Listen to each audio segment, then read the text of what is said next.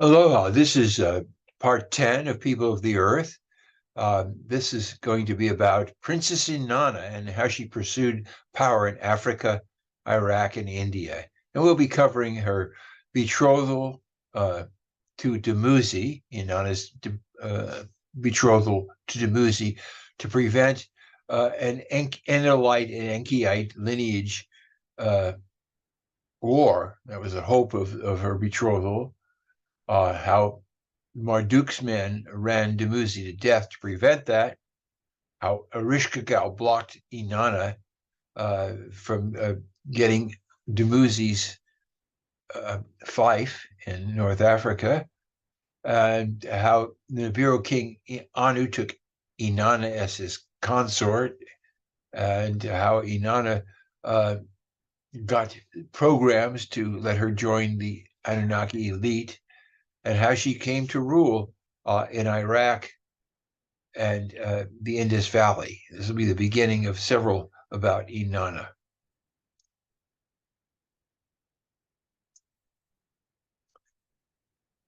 So Ninurta, the son of Enlil, built an alternate spaceport in Tiwanaku, and there was a great big landing strip known as Nazca.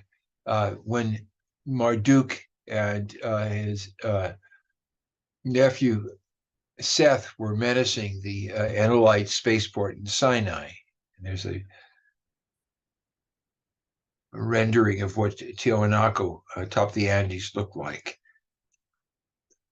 But it turns out, and there's the runway, they didn't have to do that, they thought, because something even better, peace, rather than another spaceport, might work. And the chance to have peace came from the son of Enki, Dumuzi, and the granddaughter of Enlil. They're both of these two opposite lineages, and they wanted to get together. And the elders of both lineages said, "Hey, that might really give us peace. Let's encourage that." And Inanna thought, "This is it for me. I'm going to get some power in Northeast Africa, where Dumuzi's the boss, and I'll be a queen. I won't just be a hanger-on in the royal family. I can actually have my own domain." So she fell in love with Dumuzi, and they had a hot love affair. And Inanna told Marduk's sister, Gestinianna, of her plans. She's going to rule Northeast Africa, and Gestinianna just listened, and she ran to her Marduk, her brother, and told her about what Inanna had planned. And Marduk said, "Look, pretend that you're going to make a baby with Marduk, because that's cool if as long as it's voluntary, and it's a good thing to have in the lineage, and a pure child. But then, after you get his seed, so you can you're going to yell at you're being raped, and I'll send some dudes to arrest him, and we'll get Dumuzi shipped out of here." Well, Dumuzi ran away when he heard the plan. Justinian told him in time, but he ran away. However, trying to escape, he drowned in Lake Victoria. Inanna fished out got his body from Gibel, his brother, and she had him embalmed and had his body sent back to Nibiru for reviving. And so Inanna went to where Dumuzi's older brother lived. His name was Nergal in South Africa. He's ruler of South Africa, and she's going to make a baby with Nergal because he's a brother, and this baby will count as though it's Dumuzi's brother.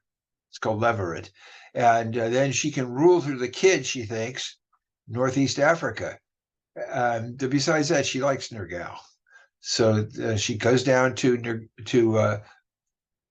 Nergal and Ereshkigal's place in South Africa, and Ereshkigal has her, you're not going to do that. And she has her killed and hung up down in her dungeon. And but Enki sends some robots, ceramic robots, to rescue her, and they bring her back. Well, Inanna waits a bit, and then she gets everybody riled up, and they finally go on an attack. Inanna and the Enlil-ites attack the Enki-ites, who take refuge in the Great Pyramid. And Inanna and Ninurta beat Marduk and the Enki-ites, forced a peace. Inanna then chases Marduk around the Giza pyramid, but he won't give up. He says, "Hey, I'm not guilty. I didn't kill Dumuzi." And King Anu messages Inanna, "Don't catch him. He's got terrible weapons. He'll kill you." So she backs off, and they get him to come out. He says, "Oh, sure, I'll come out. I didn't kill Dumuzi. These people I sent, you're just supposed to arrest him, and then I was going to have him banished. I wouldn't kill him. He's my brother." Anyway, Anu would not let them kill Marduk, and even though they had sealed Marduk in a room in the Great Pyramid and denied him food, and he was already half unconscious and dying, Anu heard about that and talked to Sarpanit, Marduk's mate, and Anu messaged Inanna, "Don't you dare get my grandson killed. I commute his death sentence that you've put upon him. I'll just banish him to North America." And so there's a picture of Marduk. He's getting exiled to North America instead of killed. So Inanna is very agitated. Anu comes down to Earth from Nibiru, and his wife, Antu, comes with him, and they train Inanna to be King Anu's courtesan when he comes to Earth. And so they have a great time, and he gives her the temple they made love in, and gives her an airplane, and tells her, "Well, I'm going eventually to develop the Indus Valley in India, and that'll be your area. And in the meantime, you have the temple and enjoy it, baby."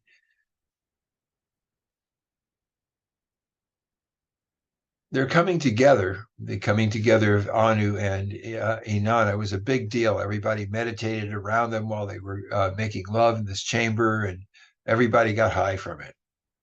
But still, that wasn't enough for Inanna. She doesn't want the promise of some future fief. She wants to be full on as powerful as Enlil's son Ninurta. Well, the king, while he's here on Earth, to do this, he divides everything up into regions. The Enlil-ites get a region 1, which is basically where Sumer now is, and that's the Enlil-ites, Enlil and his lineage. The Enki-ites get Africa and Egypt. Inanna is going to get Indus Valley, but it hasn't happened yet. Nimma gets the area known as Bahrain nowadays, Tillman, and Sinai and Canaan were reserved for the Anunnaki, and mainly the Igigi, the astronaut corps, and their descendants. And so there's a picture of the temple that Anu gave them, and it's only later on when Anu comes down and talks to everybody about what happened during the flood. He tells them, "You know what? Who's this Galzu you keep talking about? I never sent anyone named Galzu to tell you anything." "Well, whose emissary was he?" They asked.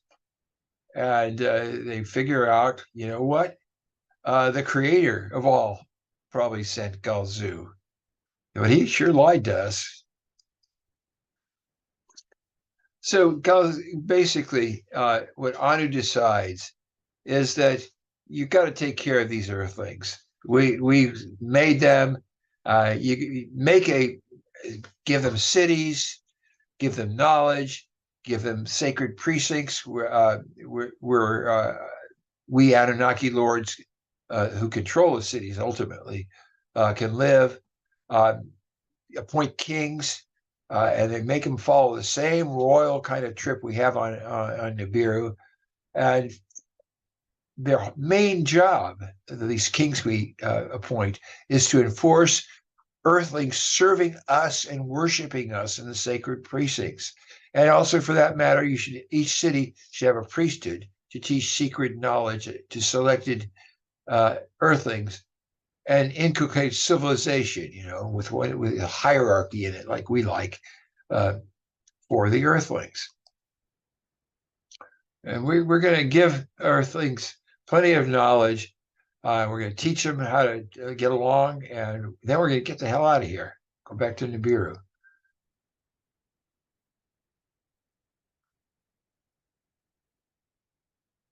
So Anu pardons Marduk, brings him before to see him, brings him up from North America. He comes to South America, where Anu's on top of Tiwanaku, on top of the Andes. And Marduk tells him his planet, his wife died. And so Anu said, okay, I commute your sentence. And you're pardoned. It's too late for you to have Egypt anymore. I already gave it to your brother Ningishita, but you can still have a place within Enki's place in Iraq. So Inanna is not happy with just having a temple. She wants a full-on city. And the guy that's got the computer programs for how to have a city, they're called MEs, these computer programs, is Enki. And so she gets him drunk and she starts trading sexual favors and tricks with him. In return, he gives her computer program after computer program, enough computer programs to make her the biggest shot of everybody there. She's got like 90 of these computer programs. And with these programs that she got, she builds a city around Uruk. It's built around her temple. The temple's the part that's shown in blue. And then there's the city that she builds around it with the computer program she got from Enki. By and by, she finally gets her trip together and she gets the Indus Valley. And that's the granary for every place. And she brings all the tantric stuff she learned from Queen Antu, taught her how to please Anu, and she starts teaching that in her temples in the Indus Valley. And all the time she's doing this, she's half crazed. She's going back and forth between Iraq.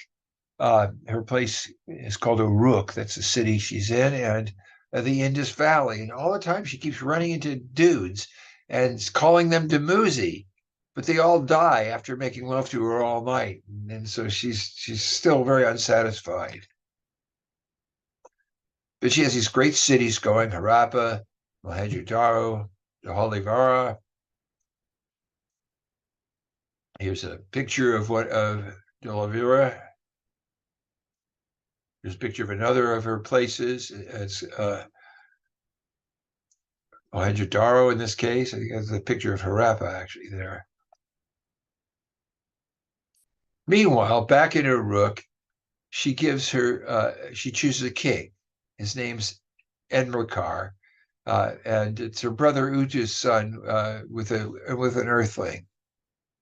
So she's choosing the king of Uruk in Sumer. And there's a statue of him, what he looked like. And he is succeeded by Banda.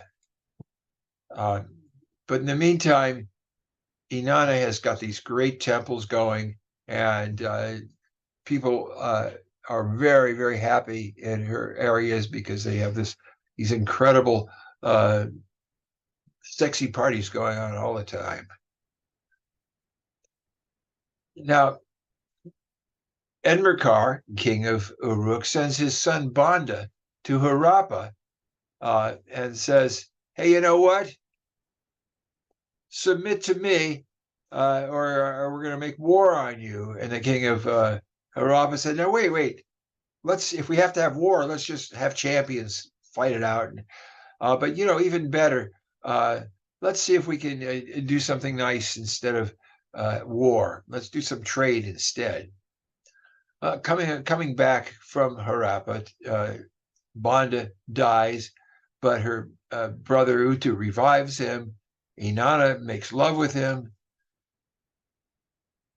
and he didn't die like the others. So she makes Banda the king, and he takes Enmerkar's place as king of Uruk.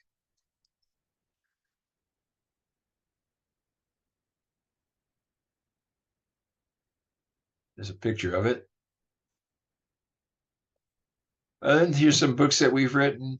Do take a look at them. Do take a look at our website, Enki Speaks. And there's a picture of me and Janet. We do this work together. Thanks so much.